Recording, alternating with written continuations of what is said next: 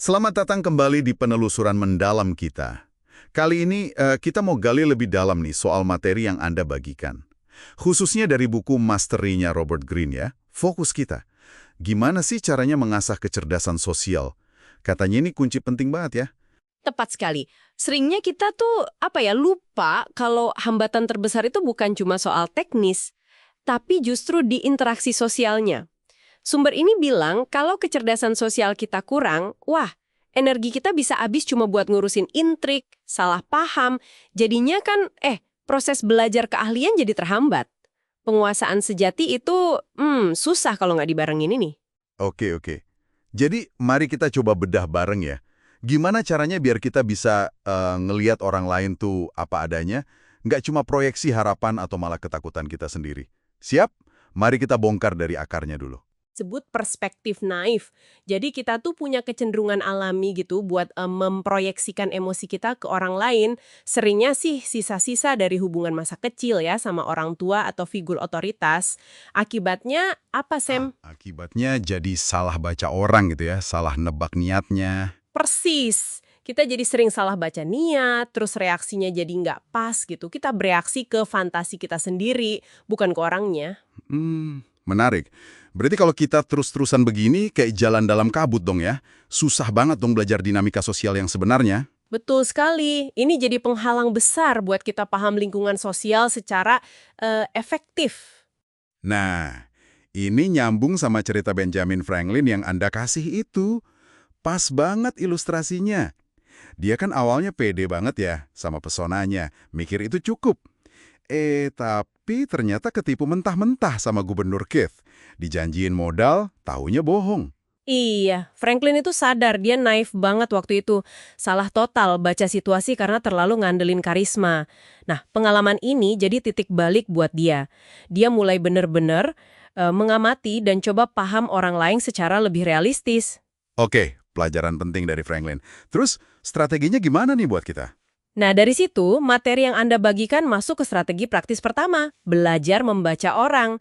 Caranya, latih diri kita buat nggak terlalu fokus sama kata-kata aja. Lebih perhatiin nada suara, ekspresi muka, bahasa tubuh. Sinyal nonverbal ini sering lebih jujur loh. Oh, jadi lebih percaya sama yang kelihatan dan kerasa gitu ya, dibanding omongannya. Bisa dibilang gitu, terutama di awal. Green bahkan nyaranin buat percaya sama firasat atau intuisi yang muncul dari pengamatan ini. Dan yang penting banget, selalu perhatiin tindakan nyata orang itu. Jangka panjangnya gimana? Tindakan dan keputusan, apalagi yang nyangkut kekuasaan atau kepentingan diri, itu jauh lebih akurat nunjukin karakter asli. Jauh lebih jujur dari omongan manis, ya kan? Iya, benar juga. Tindakan nggak bisa bohong ya. Oke, itu strategi pertama. Terus, ada soal ngenalin pola juga kan ya? Di materi Anda disebut 7 realitas mematikan, pola sifat negatif manusia gitu ya. Ada 2 yang penting banget nih katanya. Iri hati sama konformitas. Gimana tuh ngadepinnya? Oke, soal iri hati atau envy, ini susah banget dideteksi tapi bahaya. Dampaknya bisa ngerusak banget. Poin penting dari Greene, iri hati itu musuh nggak kelihatan dalam interaksi sosial. Strateginya gimana? Justru jangan terlalu pamer sukses atau tampil sempurna. Apalagi soal kecerdasan, itu sensitif banget bikin iri. Oh, jadi malah nunjukin sedikit kelemahan gitu? Atau pakai humor merendah? Nah, itu dia.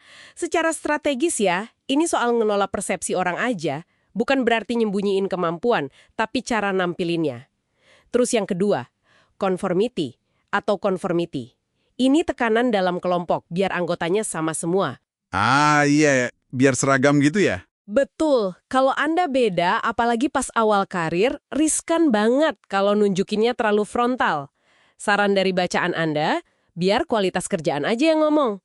Tapi soal penampilan luar, opini politik umum di kantor, nilai-nilai kelompok, mending tunjukin keselarasan dulu. Jangan kasih amunisi gampang buat orang nyerang, cuma karena Anda unik. Oke, jadi semua strategi ini, membaca orang, ngelola iri hati, navigasi konformitas, ujung-ujungnya buat hemat energi mental kita ya. Biar nggak habis buat drama. Intinya di situ. Kenapa ini penting? Karena kalau kita jago navigasi sosial, kita hemat energi emosional yang luar biasa gede. Energi yang tadinya buat mikirin konflik, nebak-nebak, sekarang bisa full dialihin buat fokus belajar, ngasah skill. Jadi lebih cepat gitu jalannya ke penguasaan. Ini bukan soal manipulasi loh ya, tapi soal realistis dan efisien pakai energi. Jadi jelas ya, kecerdasan sosial ini bukan cuma pinter gaul biasa, tapi ini keterampilan strategis yang bisa dilatih. Kuncinya keluar dari fokus ke diri sendiri, belajar ngamatin orang lain lebih dalam, terus baca situasi sosial lebih jernih. Tepat sekali. Dan sebagai penutup nih ya, penulis buku ini ngasih pertanyaan penting buat Anda renungkan. Seberapa sering sih kita benar-benar melihat orang lain apa adanya? Bukan cuma ngelihat mantulan kebutuhan, harapan, atau prasangka kita sendiri. Nah, mengasah lensa persepsi sosial ini kayaknya itu transformasi paling fundamental dalam perjalanan Anda menuju penguasaan sejati.